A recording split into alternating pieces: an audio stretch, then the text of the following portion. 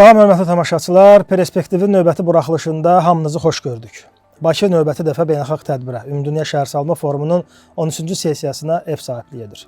Bakıda bəşəriyyətin ən böyük problemlərindən biri müzakirə olunur. Hər kəs üçün yaşayış yerləri, təhlükəsiz və dayanıqlı şəhərlər və yaşayış məskənləri mövzusuna həsr olunmuş VUF 13-də iştirak etmək üçün 180-ə yaxın ölkədən 40 mindən çox qonaq paytaxtımıza gəlib ki, bu da VUF tarixində rekord göstərici hesab olunur. Bugünkü buraxılışımızın da mövzusu məhz VUF 13 olacaq. Studiyamızın qonağı millət vəkili Cavanşir Feyziyevdir. Cavanşir müəllim, xoş gəlmisiniz. Xoş gördük. Adından da gördüyü kimi bugünkü mövzumuz VUF 13 dediyimiz Ümumdünya Şəhərsalma Forumu ilə bağlı olacaq. Studiyamızda sizi görmək bizim üçün xoşdur. Ümumiyyətlə istəyərdik ki, əvvəlcə bu tədbirin əhəmiyyəti həm dünya üçün, həm ölkə üçün səslənir, amma bir də bunu sizin dilinizdən eşidək. Tədbirin qlobal əhəmiyyəti əslində öz-özlüyündə aydındır. Çünki son 200 ildə sənayeləşmənin getdikcə sürətlənməsi, güclənməsi ölkələrə, xalqlara fayda gətirməklə yanaşı, eyni zamanda kənar fəsadları da olur və bu fəsadlardan biri də birbaşa əhalinin sağlamlığı ilə, təbiətin, ekologiyanın vəziyyəti ilə bağlıdır. Sənayeləşmə artdıqca ölkələrdə ekoloji vəziyyət, ekoloji balans pozulur və bu da nəticə etibarilə insanların sağlamlığına təsir edir. Bu baxımdan dünyanı narahat edən məsələlərdən biri elə şəhərsalma siyasətidir. Şəhərsalma qanuna uyğunluqlarının nəzərdən keçirilməsi, onun insan sağlamlığına uyğunlaşdırılması məsələsidir və ona görə də bütün dünya necə ekoloji məsələ ətrafında böyük bir həyəcan olduğu kimi, eyni zamanda şəhərləşmə, megapolisləşmə, şəhərsalma mövzuları ətrafında da çox böyük həyəcan var və bu məsələ ilə bağlı dünyanın müxtəlif ölkələrində elmi tədqiqat institutları çalışır. Onlar müxtəlif layihələr irəli sürürlər və getdikcə ağırlaşacaq, çətinləşəcək bu vəziyyətin qarşısını necə almaq olar, hansı konsepsiyalar işləyib hazırlamaq lazımdır ki, gələcəkdə şəhərləşmə, şəhərsalma bir başqa səmtdə inkişaf etsin və bugün məsələn, oksigen çatışmazlığından və yaxud havanın çirklənməsindən əziyyət çəkən şəhərlər kimi gələcəkdə belə şəhərlər salınmasın. Və bu, doğrudan da bütün bəşəriyyət üçün önəmli olan məsələdir. Bizim üçün ayrılıqda Azərbaycan üçün əhəmiyyətinə gəldikdə ilk növbədə bunun böyük bir siyasi əhəmiyyəti var. Çünki şəhərsalma, eləcə də ekoloji problem kimi qlobal problem olduğundan Azərbaycanın bu qlobal tədbirə ev sahibliyi etməsi Azərbaycan Respublikasının dünyanın qlobal problemlərində iştirakını bir daha təsdiqləyir. Necə ki, biz buna qədər müxtəlif qlobal miqyaslı tədbirlərə ev sahibliyi etmişik və hər birində Azərbaycanın öz təşəbbüsləri olub, özü bu tədbirlərin gedişinə, bu tədbirlərin nəticələrinə ayrıca əlahiddə bir töhfə verib. Məsələn, ekologiya ilə bağlı COP29-da həmin Azərbaycanda keçirilən tədbirə qədər uzun müddət razılaşdırıla bilməyən məsələlər dünyanın aparıcı dövlətləri tərəfindən razılaşdırıldı. Bu, dünyanın iqlim dəyişikliyi ilə bağlı qlobal fondun həcmi ilə bağlı idi. Və o, Azərbaycana qədər dəfələrlə başqa ölkələrdə keçirilən COP-larda müzakirəyə çıxarılmışdı, amma qəbul olunmamışdı. Bir çox dövlətlər, xüsusilə Amerika Birləşmiş Ştatları bundan imtina edirdi. Və COP29-da Bakıda keçirilən bu tədbirdə nəhayət 300 milyarda bu fondun çatdırılması təklifi qəbul olundu və Azərbaycan bir sıra yeni təşəbbüslərlə çıxış etdi. Eləcə də bu VUF 13-də də Azərbaycan məsələn ilk dəfə liderlərin sammitini keçirdi. Yəni VUF çərçivəsində liderlərin sammiti birinci dəfədir ki, keçirilir. Baxmayaq ki, bu 13-cü dəfədir bu tədbir. Cavanşir müəllim, sözünüzü kəsərək üçün. Deməli, daha çox səsləndi, ölkə başçısı da, cənab prezident də öz çıxışında, açılış nitqində də bunu kifayət qədər səsləndirdi və dünyada 3 milyarddan çox insanın evsiz şəraitdə yaşadığı və yaxud da ki, daha pis vəziyyətdə olması ilə bağlı da bəyanatlar verildi, statistikalar göstərildi ki, bu çox böyük bir göstərici. Yəni dünyada 8 milyard üzərində insan varsa, 3 milyardın evsiz şəraitdə yaşaması və əsas diqqət çəkən məsələlərdən biri də o idi ki, Afrika ölkələrindən də daha çox liderlər səviyyəsində, daha çoxu şəhərləşməni hələ də həyata keçirə bilməyən və yaxud da ki, yeni inkişafa qədəm qoyan ölkə rəhbərləri də Azərbaycana dəvət olunmuşdur. Onlar Azərbaycan modelini böyük ehtimalla tətbiq etmək üçün müəyyən məsələlərdən, çünki özlərinin açıqlamalarında gördük bunu. Burada əsas məsələ dünya baxımından da, dünyanın gözü ilə də baxsaq məsələyə, Azərbaycanın töhfəsi daha çox buna. Yəni nə olacaq? Məsələn, dediniz ki, ilk dəfə liderlərin sammiti keçirildi. Və hər hansısa bir xüsusi bir bəyanat və yaxud da ki, hər hansısa bir razılaşma əldə edildimi ki, hansısa, çünki statistikaya görə hansı ölkələrdə daha çox evsizlikdən və yaxud da yaşayış şəraitinin aşağı olmasından əziyyət çəkən ölkələrin bundan sonraki addımları nə olacaq? Yəni bununla da bağlı hər hansısa bir məsələ müzakirə olundu mu? Cəmi 50 il öncə yer kürəsində 5 milyarddan biraz artıq 5 milyard civarında insan yaşayırdı. 50 il sonra birdən-birə sizin dediyiniz ki, bu 8 milyarda yaxınlaşır. Yəni, insan sayının bu qədər sürətlə artması bir çox problemlər yaradır. Həm məskunlaşma problemi yaradır, ərzaq problemi yaradır, sağlamlıq problemi yaradır. Və bunlar hamısı dolayısıyla bir-biri ilə bağlı problemlərdir. Əgər ekoloji balans pozulubsa, orada sağlamlıq da pozulmuş olur. Əgər təbiət insanın maraqlarına cavab vermirsə, təbiətlə insanları yaşatmaq mümkün deyilsə, bu ərzaq problemi yaradır. Və beləliklə bu problemlər qlobal problemlərdir və bu tutaq ki, təbiətin kəskin sərt olduğu ölkələrdə həmin ölkənin dövləti və ya vətəndaşları bundan mübarizə aparmağa qadir deyil. Burada mütləq qlobal güc tələb olunur, qlobal həmrəylik tələb olunur və bu kimi məsələlərdə belə tədbirlərin rolu böyükdür bu kimi məsələlərin həllində. Və Azərbaycana gəldikdə, Azərbaycanın çox yaxşı bir təcrübəsi var. Son 5 ildə işğaldan azad olunmuş ərazilərdə aparılan bərpa quruculuq işləri yeni kəndlərin və şəhərlərin hansı parametrlər çərçivəsində tikilməsini göstərir. Və bu, heç VUF 13 Azərbaycanda keçirilmədən öncə də dünyanın çox fərqli ölkələrində həm dövlət və hökumət başçılarının, həm ayrı-ayrı qeyri-hökumət təşkilatlarının, beynəlxalq təşkilatlarının diqqətini cəlb etmişdi. Və Qarabağa və Şərqi Zəngəzura səfər edən insanların arasında çox sayda elə məhz bu yeni kəndlərin, ağıllı kəndlərin, ağıllı şəhərlərin salınmasını görmək istəyən və bu təcrübəni öyrənmək istəyən adamlar və təşkilatlar, qurumlar vardı. VUF 13 bu prosesi biraz da sürətləndirdi. Yəni VUF 13 o şəraiti yaratdı ki, dünyanın bütün ölkələrindən məhz bu istiqamətdə yeni təcrübəni paylaşmaq üçün insanlar toplaşsın. Mənzil çatışmazlığı işin sadəcə üzdə görünən tərəfidir. Mənzil çatışmazlığı fərqli ölkələrdə fərqli cür həll olunur. Məsələn, elə ölkələr var ki, insanların heç vaxt mənzili olmur, ömür boyu mənzili olmur. Hindistanda belə əhalinin sayı kifayət qədər çoxdur. Myanmada insanlar meşədə yaşayır. Və yaxud Afrikanın fərqli ölkələrində insanlar özləri torpaqdan düzəltdiyi komalarda yaşayırlar. Yəni, mənzil problemi düşünürəm ki, həmişə olacaq. Amma mənzil olanların da bir problemi var. İndi baxın, Çinin böyük şəhərlərində ilin bir çox günlərində, həftələrində insanlar evdən bayıra çıxa bilmirlər. Çünki ətraf mühit o qədər çirklənir ki, şəhərin içində gözü görmür. Duman, çirk dumanı şəhəri basır və şəhərdə hərəkət eləmək çətinləşir. Oksigen çatışmazlığı.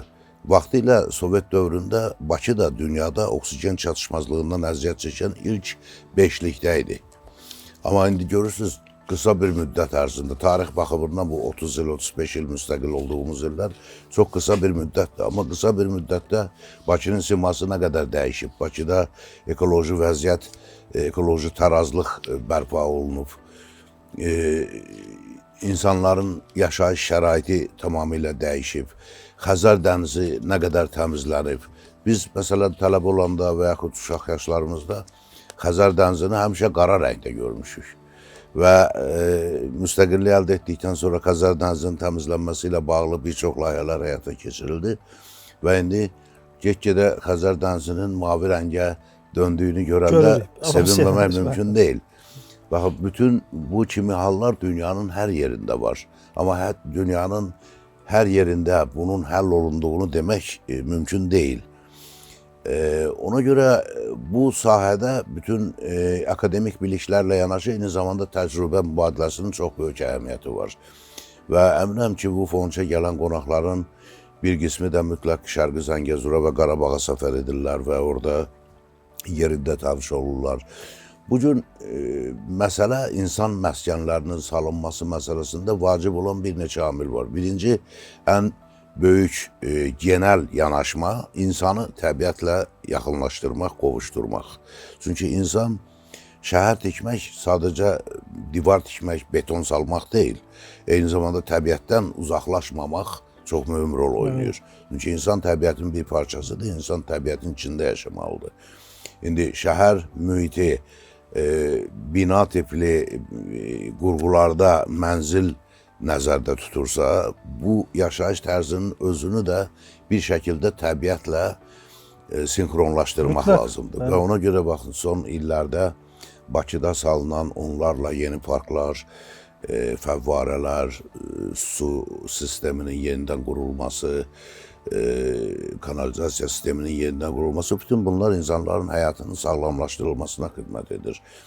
İnfrastruktur çox önəmlidir. Sən bir şəhərdə yaşamağın yenə də əsas xüsusiyyəti onun hündür mərtəbəli binalarda, lap deyək ki, dünyanın ən son standartları ilə gözəl binalarında yaşamaqdan ibarət deyil. Şəhərin nəqliyyat sisteminin sağlam qurulması və onun ahəngdar şəkildə çalışması çox vacibdir insanlar rahatlıq üçün. Yeraltı və yerüstü nəqliyyatın bir-biri ilə sinkronlaşdırılması, onların insanları şəhərin bir məntəqəsindən başqa məntəqəsinə çatdırmaq üçün sərf olunan vaxta qənaət olunması və s. Bütün bunlar çox böyük həm elmi biliklər tələb eləyir, həm tədqiqat nəticələrini öyrənmək tələb eləyir, həm də təcrübə mübadiləsi aparmaq. Baxın, bizdə həyata keçirilən bütün yeniliklər, xüsusilə son 20-25 ildə dünyanın bir çox ölkələri tərəfindən öyrənilir və tətbiq olunur. Məsələn, dövlət xidmətlərinin göstərilməsi üzrə Azərbaycanda asan xidmət tətbiq olundu və bu asan xidmət bir Azərbaycan brendi olaraq hal-hazırda dünyanın daha bir neçə ölkəsində, Pakistanda bildiyimiz qədər Pakistan konkret olaraq bir neçə Afrika ölkəsində tətbiq olunur. Və eləcə də düşünürəm ki, şəhər salma prosesində də Azərbaycanın Qarabağda və Şərqi Zəngəzurda yaratdığı örnəklər başqa ölkələr tərəfindən qəbul olunacaq. Bu, siz də yəqin ki, iştirak elədiniz. Şəhər salma forumunun 13-cü sessiyasında Urban Expo forum var idi və daha çox müəyyən şirkətlər var idi. Yerli və xarici şirkətlər ümumiyyətlə öz praktikalarını orada göstərirdilər. Əyani olaraq da müxtəlif dizaynlar əsasında. Daha çox biz, siz əvvəlcə də toxundunuz o məsələyə, Qarabağın tikintisi ilə bağlı, yeni salınan ərazilərlə bağlı, kəndlər və şəhərlərlə bağlı kifayət qədər böyük.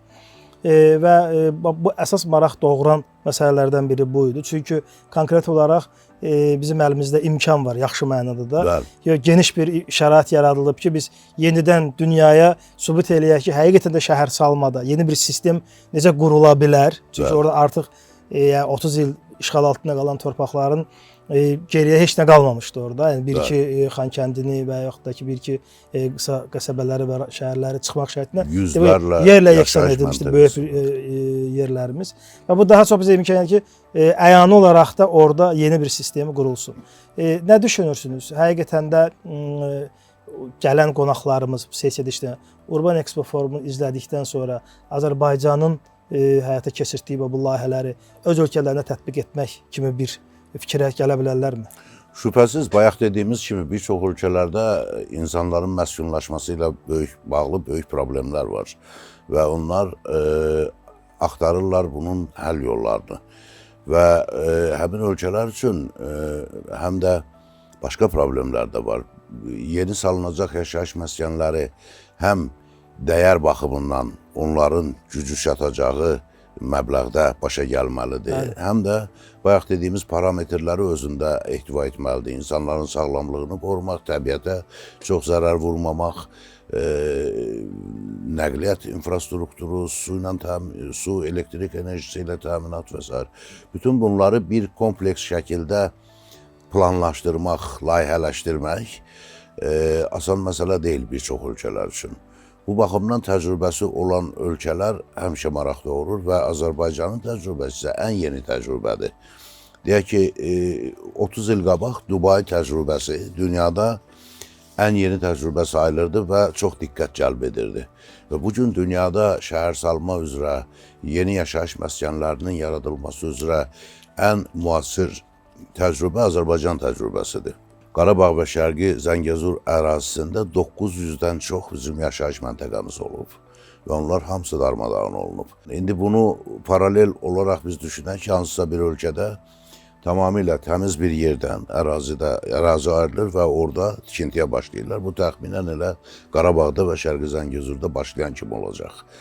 Bizdə bu proses necə başladı? İlk növbədə bütün ərazidə infrastruktur layihələri həyata keçirildi. Bizim bölgələrimiz, rayonlarımız işğaldan azad olar olmaz artıq planlar üzərində iş getdi və hər bir rayonun baş planı təsdiq olundu. Bütün ərazi üzrə, bütün Qarabağ zonası üzrə infrastruktur, kommunal infrastruktur hazırlandı və yollar çəkildi, elektrik enerjisi ilə təminat ilk növbədə həyata keçirildi. Dəmir yolu, qaz xəttləri, bəli. Bütün bunlar yəni yaşayış məskənlərini nədən başlayıb, nədə qurtarmaq kimi həm ardıcıllığını göstərir, həm də yaradılan yaşayış məskəni hansı parametrlərə sahib olmalıdır. Məsələn, günəş enerjisindən, külək enerjisindən istifadə bu sağlam enerjidən istifadə deməkdir. Bu həm bir tərəfdən dövlət vəsaitlərinə qənaətdir gələcəkdə, insanların şəxsi vəsaitlərinə qənaətdir. Digər tərəfdən ətraf mühitin qorunması baxımından, insanların sağlamlığı baxımından olduqca önəmlidir. Su ehtiyatlarının idarə olunması, yaşayış məskəninin yaradıldığı ərazidə su ehtiyatlarının idarə olunması çox vacib məsələdir. İndiki dövrdə dünyada getdikcə su qıtlığının artması fonunda su ehtiyatlarının idarə olunması özü ayrıca bir böyük layihədir. Yaşıllıqların salınması və ya qorunması, bəli, elə ərazilərdə yaşayış məskəni salına bilər ki, orada ümumiyyətlə yaşıllıq yoxdur. Və heç bir yaşıllığın olmadığı bir ərazidə təbiət yaratmaq mümkündürmü? Əlbəttə mümkündür. Bunun nümunələri artıq var. Və ona görə də bu kimi tədbirlər məhz bu bilgiləri toplamaq burada, bilgiləri dinləməkdən, bu təqdimatlara qulaq asmaqdan başqa həm də ekspertlərin görüşləri var. Bütün ölkələrdən gələn ekspertlər bu layihələrlə tanış olur, sonra bu layihələrin müəlliflərini axtarırlar, sonra bu müəlliflərlə öz ölkələri haqqında danışıqlar aparırlar. Ola bilir ki, onlar işbirliyi yaradırlar və onlarda da bu kimi layihələr həyata keçirilməyə başlayır.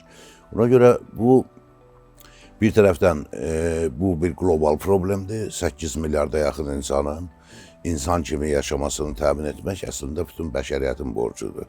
Yəni bu bir dövlətin... Və mümkündür də, eyni zamanda da bu mümkündür. Əlbəttə mümkündür. Necə ki, iqlim dəyişikliyi ilə mübarizəyə bütün hökumətləri və dövlətləri cəlb etmək mümkün oldu.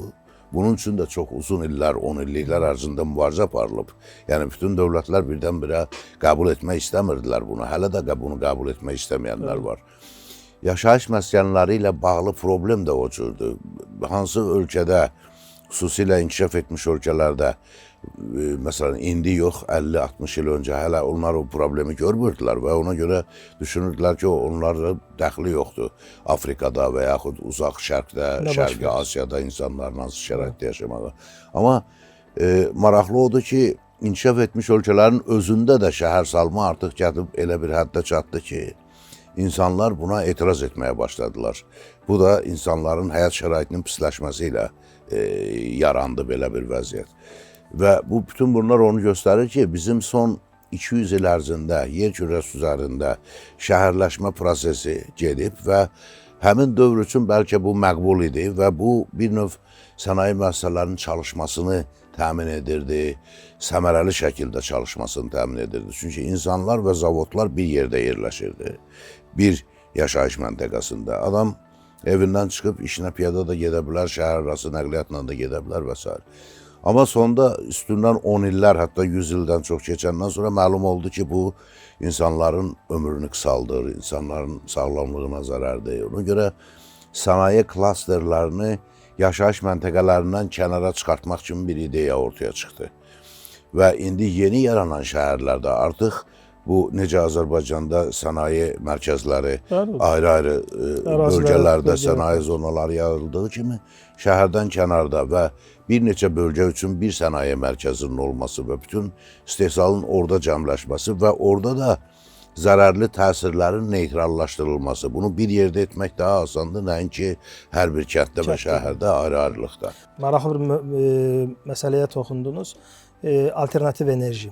Yəni yeni yaradılan şəhər ümumiyyətlə, yəni dünyanın hal-hazırda, yəni son dövrlərdə dünya ətrafında baş verən hadisələr, İran, Amerika müharibəsində, yəni enerjidən əziyyət çəkən ölkələrin hansı həddə gəldiklərini gördük. Xüsusən Avropanın buna əziyyət çəkdiyini gördük və çox maraqlı da orasıdır ki, Avropa liderlərinin biri hal-hazırda Azərbaycanda Serbiya prezidentinin cənab prezidentlə görüşündə də özünün qeyd etdiyi bir məsələ var. Çünki Avropanın həqiqətən də enerjiyə ehtiyacı var və hər dəfə enerjiyə ehtiyacı olan Azərbaycan yada düşür. Amma Azərbaycanın haqlı davasında, yəni ölkəmizin, ölkə rəhbərimizin dünya miqyasındakı apardığı ədalətli siyasət bəzən dəstəklənmir və artıq onların öz içlərindən çıxan insanlar deyirlər ki, bu ədalətli olmalıdır. Necə olur ki, əgər enerjiyə, qaza, neftə ehtiyac olursa Azərbaycan yada düşür, amma Azərbaycanın haqlı məsələlərində Azərbaycan dəstəklənmir.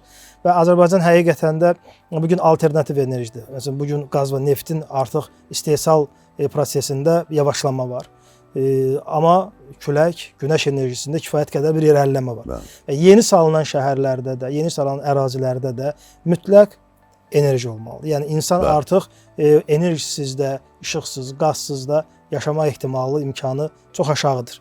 Və külək enerjisi, günəş enerjisi deyə artıq belə bir məfhum və Azərbaycan belə deyək, ən yaxşı nümunələrdən biridir. Bu ərazilərdə, yaşayan ərazilərdə, yeni salınan yaşayış ərazilərində bu da nəzərdə tutulubmu ümumiyyətlə? Yəni enerji, alternativ enerjidən söhbət gedir. Məsələn, mən bilirəm qaz xətti çəkilir, amma bir də bizim yeni saldığımız ərazilərdə alternativ enerjidən necə istifadə olunur?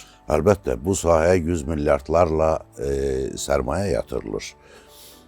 Və xüsusilə Qarabağ və Şərqi Zəngəzur bölgəsində xarici investorlar bu sahəyə böyük maraq göstərirlər və orada külək enerjisi, su enerjisi, günəş enerjisindən istifadə planlaşdırılır və bu enerjinin istifadəsi də ağıllı şəkildə, yəni elektron şəkildə bir çox hallarda baş tutacaq. Yəni ictimai yerlərdən işıqlandırılması artıq insan tərəfindən idarə olunmayacaq, təbiətin öz tərəfindən idarə olunacaq. Yəni günün işıqlı vaxtlarında işıq yanmayacaq, amma qaranlıq vaxtlarında o qaranlığı aydınlatmaq üçün lazım olan qədər enerji istifadə olunacaq. Və bu baxımdan bütün dünyada böyük bir hərəkətlilik var. Dünyanın bütün ölkələri çalışır ki, ekoloji cəhətdən təmiz enerji növlərinə, enerji vasitələrinə sahib olsunlar və ona görə də Azərbaycanla bayaq toxundunuz qaz və neft məhsulları alır Avropa. O ki, bizi dəstəkləyiblər, dəstəkləməyiblər, bu bir başqa məsələdir, bu bir daha çox siyasi məsələdir. Çünki, baxın, bütün tarix boyu müharibələrin çoxu məhz enerji qaynaqları üzərində qurulub. Birinci Dünya müharibəsi də onun üçündür, İkinci Dünya müharibəsi də, hal-hazırda dünyada gedən savaşın da enerji komponenti var. Ona görə də enerji növünün dəyişməsi özü də hələlik bir çaşqınlıq yaradır. Bu nə olacaq? Əlbəttə, külək və ya günəş enerjisindən istifadə mümkün olması heç də o demək deyil ki, ənənəvi qazıntılı enerjidən imtina olacaq. bu paralel şəkildə istifadə olunacaq və hal-hazırda Azərbaycan Avropanın 12 ölkəsinə qaz ixrac edir. Neft istehsalı azalsa da qaz istehsalı ona proporsional olaraq artır və yeni qaz ehtiyatları kəşf olunur. Və ona görə Avropanın bugün Azərbaycanda, Azərbaycan enerji resurslarında böyük marağı var.